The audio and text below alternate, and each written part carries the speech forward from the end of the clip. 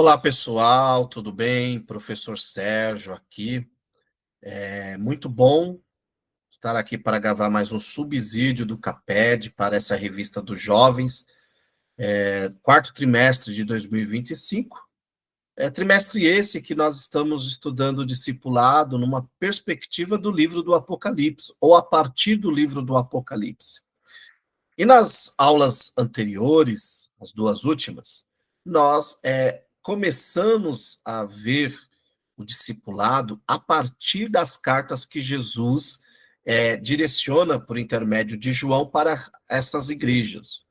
Então, nós vimos ali a igreja de Éfeso, uma igreja que tem um discipulado ortodoxo, de certa forma, até mesmo bem rígido, mas que faltava amor, faltava a graça, no sentido de compreender que sem o amor o discipulado ele é só uma mera, como podemos, uma mera conversão a uma religião, e não é essa a proposta de Deus. A proposta de Deus é que as pessoas se convertam a Cristo, e sejam regeneradas e tenham um encontro com o amor de Cristo, né?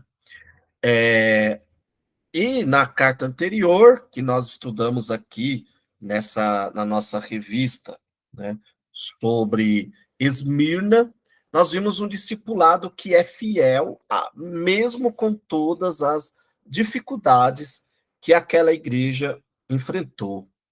E hoje, né, na lição de hoje, que eu quero compartilhar com vocês, nós falaremos sobre a igreja de Pérgamo.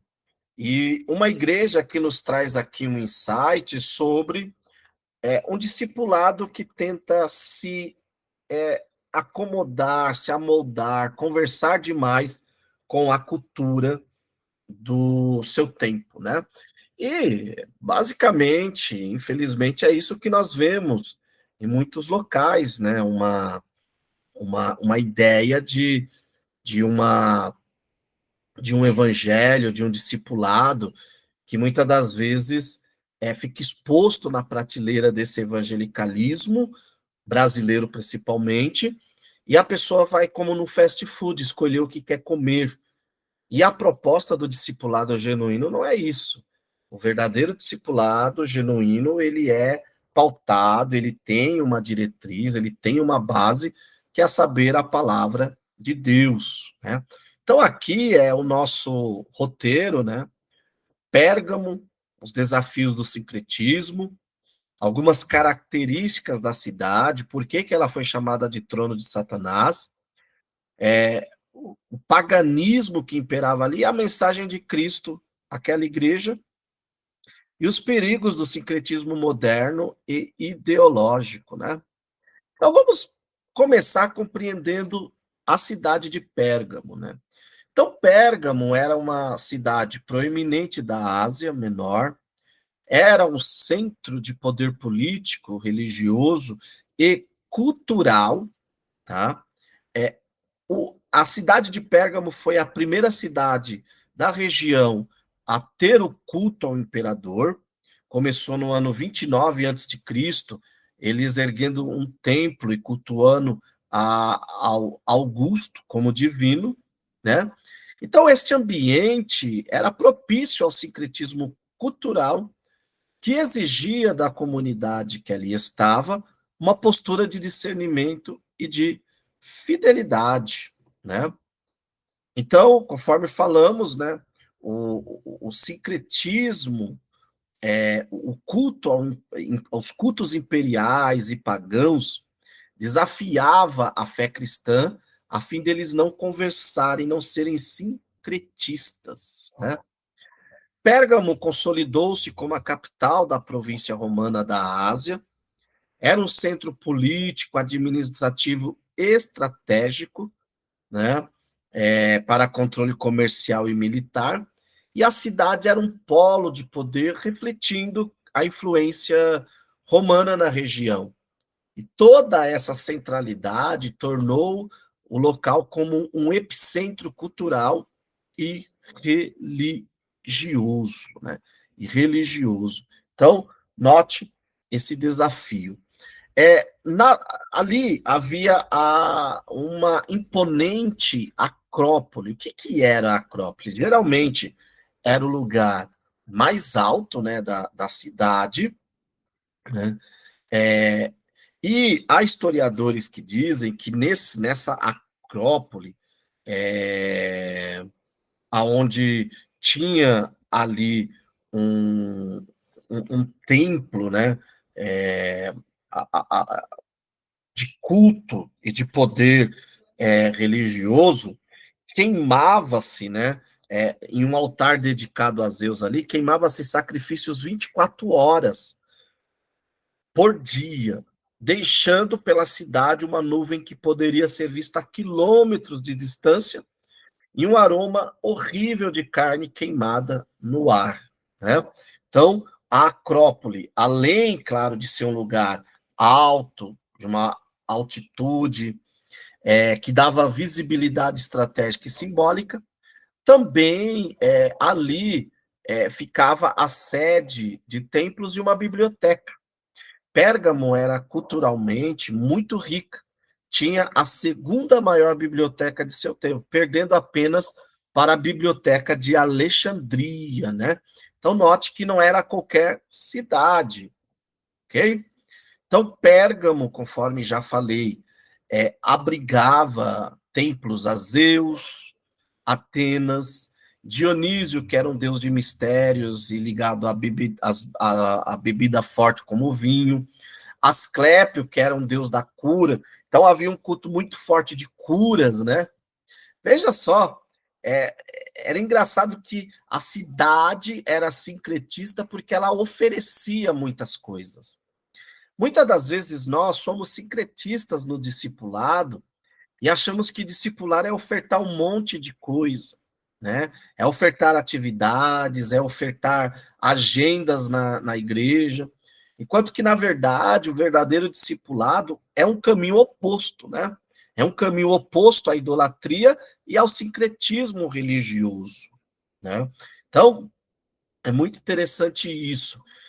É, Pérgamo foi a primeira cidade, né, a erguer um templo ao imperador Augusto, isso em 29 a.C., e ali inaugura-se o culto imperial oficial. Isso também trazia muitos problemas para os irmãos de Pérgamo.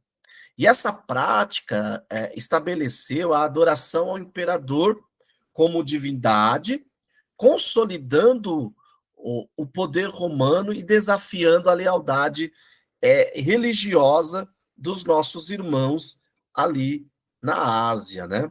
Naquela região. E aí, diante disso, nós temos 4 pontos aqui que levavam a uma pressão. E, assim, os irmãos que não participavam, que optavam em não fazer parte disso, eles sofriam um tipo de, podemos dizer assim, uma rejeição cívica, né? Então, o primeiro era o culto imperial, isso era estatal, era uma religião estatal. Os crentes não tinham outro senhor a não ser Cristo, né? É engraçado que no contexto romano, o termo stóter, né, Salvador, por exemplo, era dado aos imperadores, né? O termo Kyrios, que da onde vem Senhor, também era um termo dado aos imperadores. E em todo momento no livro do Apocalipse, Jesus é apresentado como Kyrios, o Senhor dos senhores, e também como Salvador, né? Os festivais pagãos, as celebrações cívicas e religiosas. Isso era um grande problema, não só para os irmãos ali de Pérgamo, mas nós vemos Paulo também exortando a igreja de Coríntio a respeito disso. E assim, isso nos traz um grande insight para o nosso discipulado. Muitas das vezes, a fim de ganhar as pessoas para Jesus, por assim dizer, nós acomodamos a cultura ímpia, cultura sincretista, ao nosso discipulado. Então, lá estamos nós fazendo Halloween, fazendo Arraial dos Santos, né, ou dos Justos, adaptando a festa junina a uma realidade evangélica, cristã, que não tem como. Aqueles irmãos, eles eram rejeitados por não participar das celebrações pagãs. E assim, meus irmãos, não dá para negociar, tá bom? Cristão não vai comemorar Halloween, não vai comemorar festa junina e nem adaptar, entendeu? E nem adaptar, ok? Então nós precisamos ter essa compreensão, tá bom? Se nós queremos, claro, fazer um discipulado genuíno. E as corporações de ofício, isso daqui é muito interessante, porque havia nas regiões, nas províncias romanas, tipos de guildas, né, que eram tipos de sindicatos.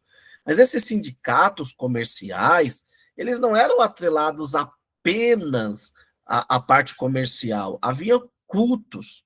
E quem não participasse desses cultos não podiam participar dessas juntas comerciais. Então haviam também ali conflitos, né? E, claro, tudo isso, né, essas festas pagãs, esse culto imperial estatal, essas guildas, essas corporações atreladas a cultos de mistérios, elas promoviam o sincretismo, ou seja, a mistura. Você é livre para adorar o Deus que você quer, não há uma verdade absoluta, e a marginalização social, porque as pessoas não eram transformadas. Isso nos traz um grande insight. É bem verdade que, enquanto igreja, devemos nos preocupar com as questões sociais, né? Mas precisamos compreender uma coisa: o grande problema do homem, a priori, não é e não são de cunhos sociais, mas é de cunho espiritual, e chama-se pecado. O pecado é o nosso problema. O pecado é que nos afasta de Deus. O pecado é que torna a nossa sociedade menos justa. O pecado é que deixa pessoas à margem da sociedade. Então, se eu e você quisermos tratar no discipulado as questões sociais, os problemas sociais, primeiro precisamos tratar o problema espiritual, levando e apresentando essas pessoas a Cristo, né? Então vamos lá. E Cristo vai trazer agora uma mensagem para essa igreja. E a primeira mensagem é uma mensagem de autoridade. Por quê? Porque o imperador se achava o dono do pedaço, inclusive da própria igreja, né? E os romanos se orgulhavam de ter a espada mais poderosa e justa de seu tempo. E Jesus, ele é aquele que é apresentado com uma espada afiada de dois gumes, simbolizando o quê? A sua autoridade judicial e a sua autoridade sobre a igreja. Jesus é aquele que pode avaliar a igreja, porque a palavra sai da boca dele, e ele é aquele que tem autoridade sobre a igreja. Isso é uma mensagem que nos desafia a, a irmos diretamente contra o sincretismo cultural, que muitas das vezes vem, né, desafiando a igreja. Então, essa imagem eu a coloquei aqui nos meus slides, porque nós vemos aqui uma gravura, né, um relevo, detalhando que, representando Cristo abençoando os apóstolos na pregação. Então, Cristo é aquele que tem autoridade soberana e discernimento infalível. E isso, essa mensagem reforça para aquela igreja, para aqueles irmãos, a capacidade de Jesus de julgar e separar a verdade da apostasia em Pérgamo. Jesus sabia quem eram os seus, né? E claro, trilhando esse caminho do discipulado, Jesus ele começa também logo na sequência falando de Antipas, um Marte, alguém que morreu ali por ser fiel. E aí é interessante que a cidade de Pérgamo é conhecida por ser o trono de Satanás. O que era o trono de Satanás? O trono de Satanás era porque aquela cidade, o sistema daquela cidade, estava toda dobrada e prostrada ao culto ao imperador, né? E assim, professor, nós precisamos compreender que O nosso desafio para o discipulado é esse. Nós enfrentaremos um sistema entregue a Satanás, um sistema que é o trono de Satanás. E a exaltação de Antipas nos mostra um caminho que nós desconsideramos às vezes no discipulado. O caminho do discipulado é o caminho da morte. Como assim, Sérgio? Jesus falou: se alguém quer ser o meu discípulo, quer me seguir, precisa tomar a sua cruz. E qual é o caminho da cruz, se não a morte? Com a cruz, no caminho da cruz, tomar a cruz significa que não há como fazer aliança. Não há como eu ser meio crente, meio, é, é, é, sei lá, pertencer a outro senhor. Ou eu sento na mesa de Cristo e como com Cristo, ou eu abro mão dessa mesa e sento na mesa dos demônios e como com os demônios. O caminho do discipulado é radical. Pode parecer loucura, mas é radical. Mas lembre, é radical, mas não é legalista. E veremos isso, né? E veremos isso. Então, Antipas, né, foi um mártir em Pérgamo. E o seu exemplo aponta para a lealdade inabalável que nós devemos ter no discipulado genuíno. Devemos resistir a custo, né, mesmo que custe a nossa vida, ante o sincretismo cultural que envolve a nossa sociedade. E aí é uma pergunta, né? Nós estamos dispostos? Estamos dispostos mesmo a morrer se necessário for, né? Então Cristo, ele chama aquela igreja para o arrependimento. Por quê? Porque havia irmãos ali que toleravam doutrinas e práticas pagãs. E Jesus o chama o compromisso de abandonar aquelas ideologias. Por quê? Porque senão viria o juízo, né? Viria o juízo. E aí, Jesus ele vai fazer uma promessa para os fiéis. E é interessante que quando nós olhamos para essa promessa, envolve três aspectos, né? O primeiro aspecto é o aspecto do maná. Então, aqueles irmãos, por não participarem das guildas, dos banquetes que tinham práticas pagãs, muitas das vezes eles não tinham acesso à comida, ao alimento. Mas Jesus promete que eles seriam sustentados. Mas é interessante que o significado do maná na história do Êxodo fala da providência divina diária, miraculosa. Só que Jesus vai falar do maná escondido. Então, esse termo ganha uma conotação que vai além do maná do deserto. Jesus, ele traçou uma diferença entre o maná do deserto e o seu maná, que é o pão da vida, em João 6,49. A ideia aqui é de sustento divino que promove vida eterna. Aqueles irmãos um dia estarão na vida eterna, né? Por escolherem não participar da mesa dos ídolos, um dia eles seriam alimentados na eternidade. O outro é uma pedra branca com um novo nome. Então, a concessão de uma pedra branca a alguém no mundo romano, no mundo antigo, tinha algumas características. Primeiro, um veredicto de absolvição em um julgamento. Aqueles irmãos eram julgados, perseguidos, mortos. Diante da lei romana, eles eram culpados, mas diante de Cristo, eles eram absolvidos. E essa pedra dava aos pobres o direito de receber alimento e era uma ficha de reconhecimento aos atletas.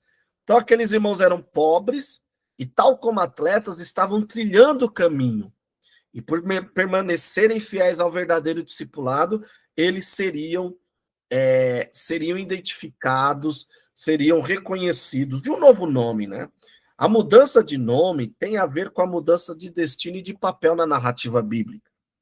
Então, as três dádivas, o maná, a pedra e o nome, simbolizam a participação daqueles irmãos na vida eterna que Cristo daria aos vencedores, né? Então, é muito prêmio, era muito valioso, né? Então vamos entender aqui, o que era esse sincretismo em Pérgamo e que muitas das vezes vem nos nossos dias. Era a fusão da fé cristã com práticas e ideologias pagãs romanas. Então, essa mistura comprometia a pureza doutrinária, gerando um cristianismo híbrido. E o verdadeiro discipulado não é híbrido, ele é sólido em Cristo, né? E é perigoso quando nós queremos uma mensagem híbrida, né? E o que era esse hibridismo? Primeiro, a doutrina ou ensino de Balaão. Eram falsos líderes que não viam problema em os irmãos participarem de banquetes pagãos e participarem ali dos cultos que envolviam toda aquela dinâmica dos cultos pagãos, né? E a doutrina dos nicolaítas era uma doutrina de libertinagem, de permissividade. Eles podiam ir nos cultos pagãos, comer os alimentos sacrificados aos ídolos, e tudo isso comprometia a pureza do verdadeiro discipulado. E é aqui que nós precisamos entender, pessoal. Então, quando nós falamos que não dá para um cristão participar de festas pagãs, é porque isso vai diluindo a nossa fé. E outra coisa, essas festas pagãs, por mais que sejam revestidas de não é tudo isso, tem por trás um culto à divindade. E o nosso culto tem que ser ao Deus vivo. E aquelas práticas comprometiam a santidade da igreja e a exclusividade da fé, né? Então, Jesus vai traçar agora aqui uma questão muito legal, vai Jesus falar, olhando essa carta de Pérgamo, nós temos que entender duas coisas. Primeiro, a armadilha do legalismo, que é o que a igreja de Éfeso fez, tornar a fé um fardo, não uma libertação. Isso não é verdadeiro discipulado. E o outro, que é promover a libertinagem, o abuso da graça. Então, o verdadeiro discipulado, ele vai trabalhar com equilíbrio, né? E quantas coisas somos desafiados nesse mundo sincretista, né? Conceitos sobre família, moralidades. E assim, você precisa orientar o seu jovem, professor, que não dá para misturar valores. Valores cristãos são eternos, são bíblicos, são eternos. Os valores que a palavra de Deus coloca são eternos. E aí, nós corremos o risco de ter um discipulado relativista. O que é o relativismo religioso? Não existe uma verdade absoluta. Um discipulado com uma ética flexível, contradizendo os princípios bíblicos, e, acima de tudo, um discipulado que acomoda a cultura, a tal da acomodação cultural, que vai diluindo a mensagem cristã para se alinhar aos valores culturais populares, né? Então, e tudo isso promovia o quê? Promovia uma fluidez, uma normalização, a hipersexualização, tudo isso como fruto do sincretismo, né? Sendo que Deus estabeleceu um padrão de sexualidade, né? Deus estabeleceu, e esse padrão, ele nas escrituras, né? É, ele é ele é representado pela união entre Cristo e a igreja, que reflete a união entre o homem e a mulher dentro da aliança matrimonial, né? Então, somos convidados no nosso discipulado a nadar contra a maré, contra a corrente. Somos convidados a resistir às normativas sexuais pagãs, a nos mantermos puros, mesmo que isso nos promova zombarias, né? Somos desafiados a mantermos-nos em um discipulado fiel aos princípios éticos bíblicos, né? E como? com discernimento. Discernimento é a palavra-chave para o equilíbrio, para não promover a graça barata e nem promover o legalismo, mas reter o que é bom e rejeitar aquilo que é ruim na cultura, porque nós estamos inseridos nesse contexto e nesse mundo, né? Não estou aqui orientando você a se tornar um ET, um extraterrestre, por assim dizer, né? Alguém que não existe, na verdade, não, estou convidando você a se manter fiel aos valores bíblicos, né?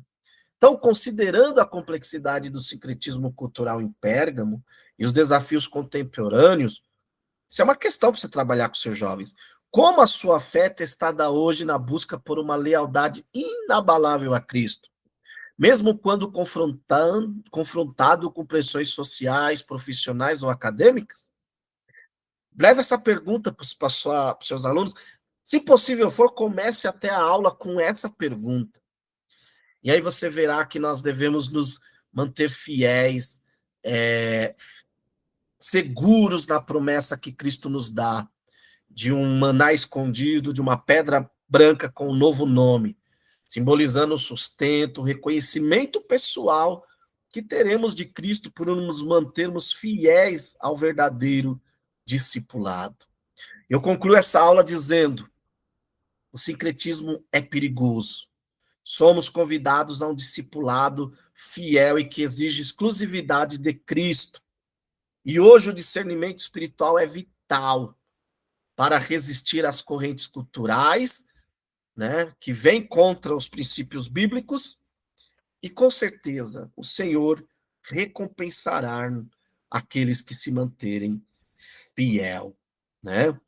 E assim eu finalizo essa videoaula fazendo o convite a você, professor, a levar os seus alunos a pensar os desafios que nós temos de manter um discipulado genuíno e bíblico diante dessa sociedade.